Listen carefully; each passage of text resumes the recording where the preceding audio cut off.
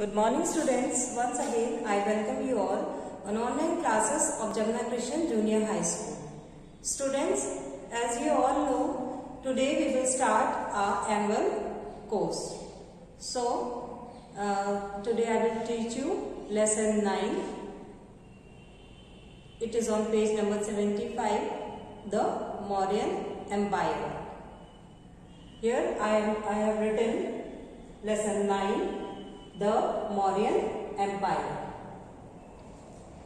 So students, the Mauryas, the establishment of the Maurya empires marks the beginning of a new period in Indian history.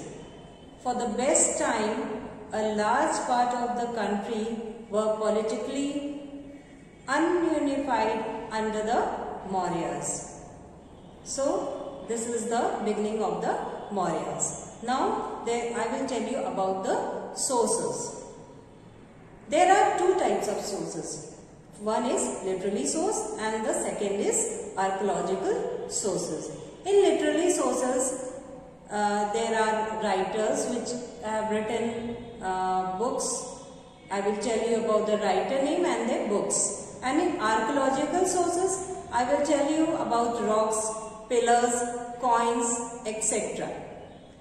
So, first is literary sources. Arthashastra was written by Chanakya, Kautilya. This book deals with the art of administration and policies. Second is Indica. Indica was written by Megasthenes, the Greek ambassador to the court of Chandragupta Maurya. The book provides valuable information, Mauryan administration and on the economic and social conditions of this period. Second is archaeological sources. The rock and pillars adepts of Ashoka also provide valuable information about the Mauryan Empire. Now the silver coins. The silver coins of the Mauryan tell us a lot about the economic conditions under the Mauryas. Now, first Mauryan Empire is Chandragupta.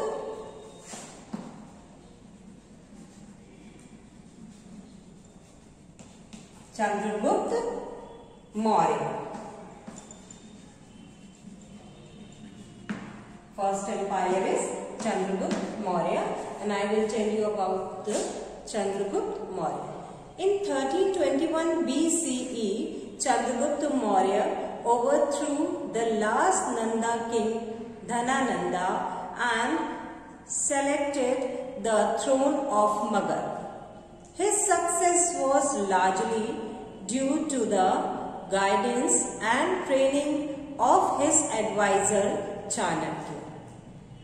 Chandragupta was an official in the army of the Nandas.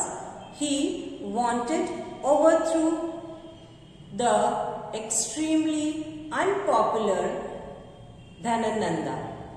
He escaped the Punjab where to meet Chanakya, a learned and wise Brahma scholar and a teacher in Taxila University. Chanakya, who had against Dhanananda trained Chandragupta in the art of warfare and administration. He helped Chandragupta to organize an army and seize the theme of Magadha by overthrowing Dhanananda. Chanakya's guidance was invaluable and important, and Chandragupta's bravery and military strength in laying the foundation of the Mauryan Empire. A few years after Alexander's death, fighting broke out between his generals for the control of the vast empire. They are fighting for the vast empire.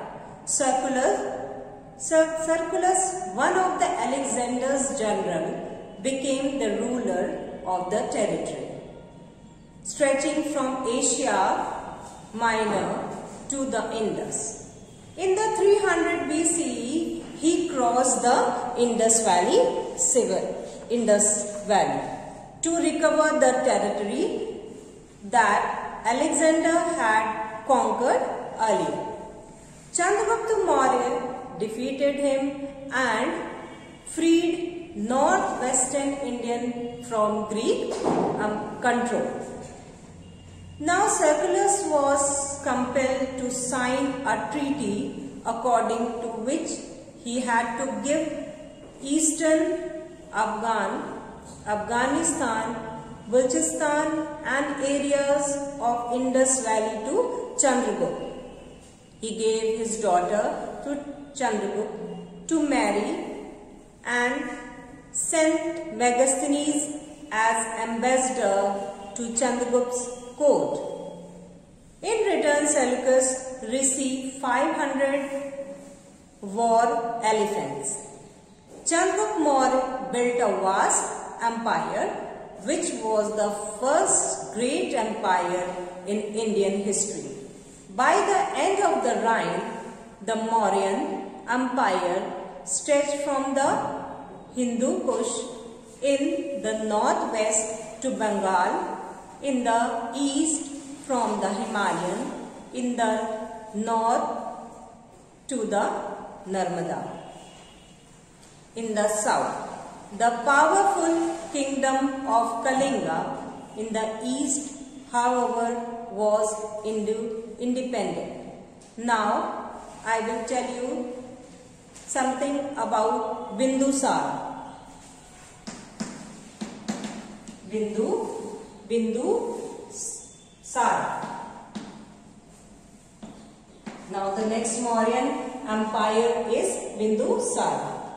Chandragupta Maurya was succeeded by his son Bindusara, who ruled for about 25 years. Bindusara ruled for about 25 years. During his reign, the empire extended up to the Mysore. He was succeeded by his son Ashoka. Who succeeded him? His son Ashoka. Now I will tell you about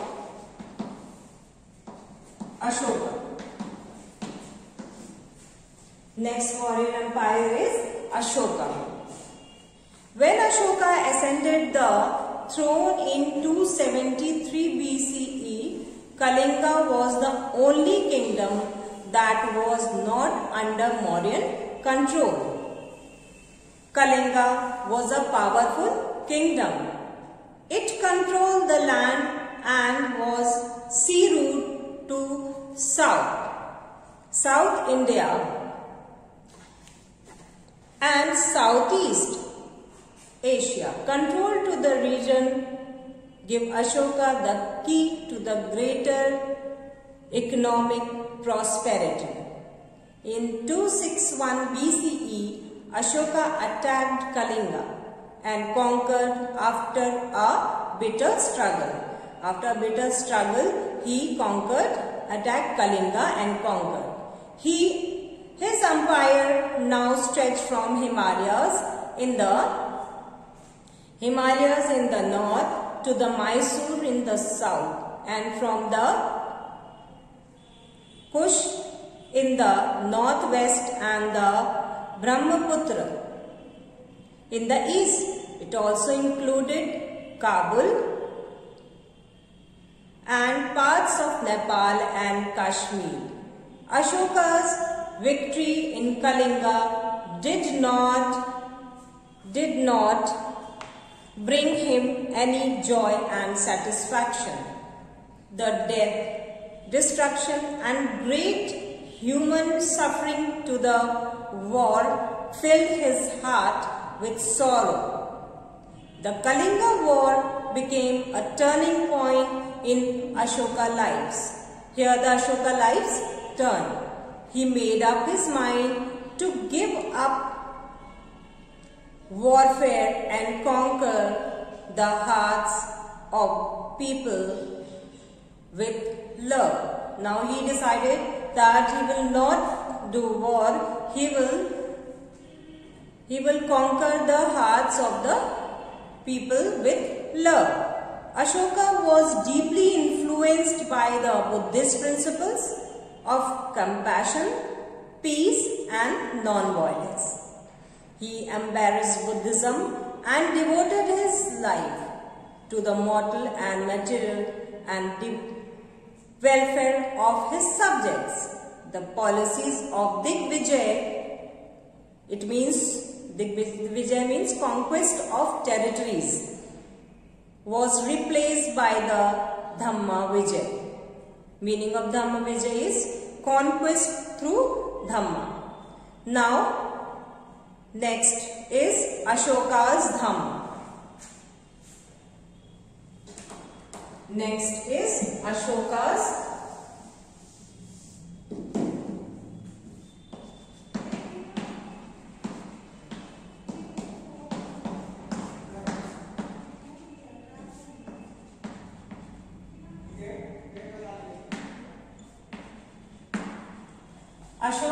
Dhamma.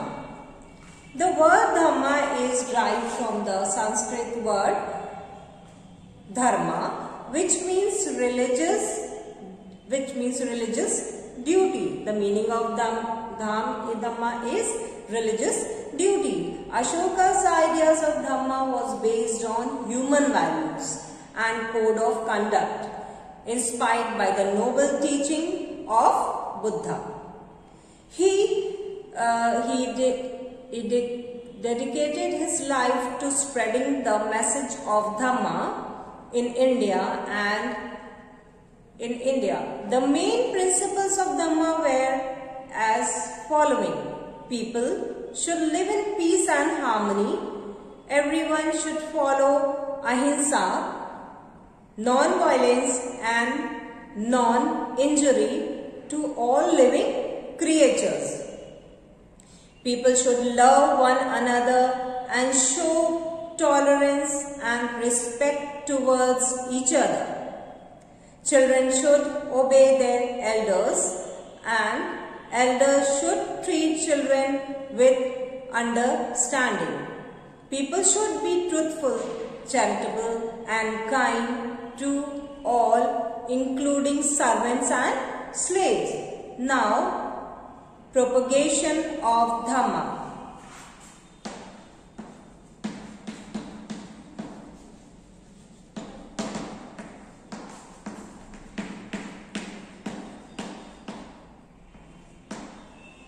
Propagation of Dhamma. Now I will tell you about propagation of Dhamma. Ashoka set a personal example by strictly following the principles of Dhamma and inspiring others to do the same. He visited all places associated with the life of Buddha. Bodh Gaya, there are some examples of that, is Bodh Gaya and Sarnath. He ordered the construction of Buddhist monasteries. He sent learned Buddhism scholars to distant land to spread Buddhism. His son Mahendra and daughter Sanghamitra were sent to Sri Lanka to spread the message of Buddhism. Special officers called Dhamma Shamatas were appointed to spread and enforce the principles of Dhamma throughout the kingdom. Now, the principles of Dhamma were engraved in Parakrit and rocks, pillars and caves of that people could read and follow them. He organized the third Buddhist council at Patliputra to discuss ways and propagating Buddhism. Now Ashokan edits.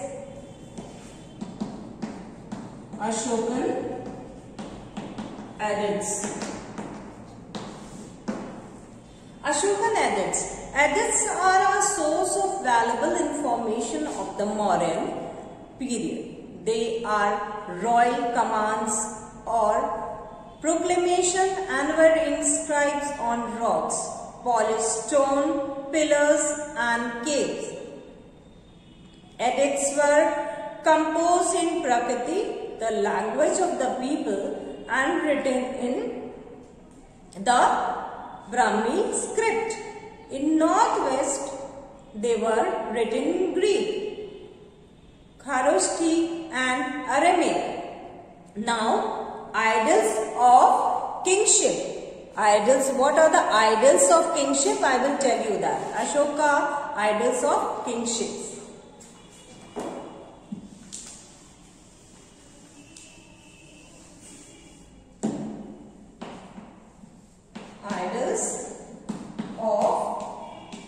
Idols of kingship.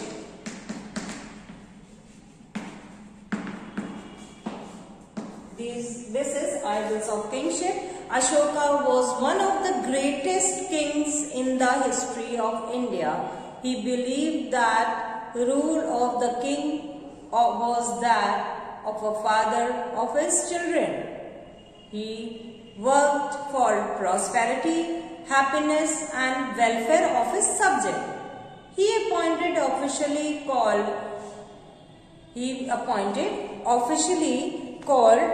Mahamathas to carry out administrative work. He built good roads and planted trees on both sides of the roads, wells, ducts and rest houses where the travelers take rest.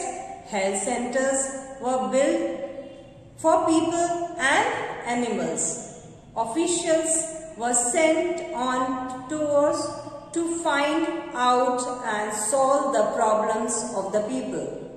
Ashoka occupies a unique place in the history of human civilization. He was the first monarch in the ancient world to renounce war after a victory and proclaim peace and non-violence. He championed the cause of universal brotherhood and tolerance. In the words of history, historians H.G. Wells tells us that amidst the tens of thousands of names of monarchs that crowd the columns of history, the name of Ashoka shines and shines almost alone a star. Now I will tell you some values and skills. Now, showing tolerance and respect to the people, especially people who are not like us, is a fundamental pillar of the modern society. Second is, which one of Ashoka's principles do you think will benefit a modern world? Students, you have to make one drawing. It is on page number 78. Make this drawing. It is here. Okay, and write down important words in your classwork copy. Students, you have to leave one page for the syllabus also. You have to write there your annual syllabus and then write your important words, which is on page number 80. Thank you. Have a nice day.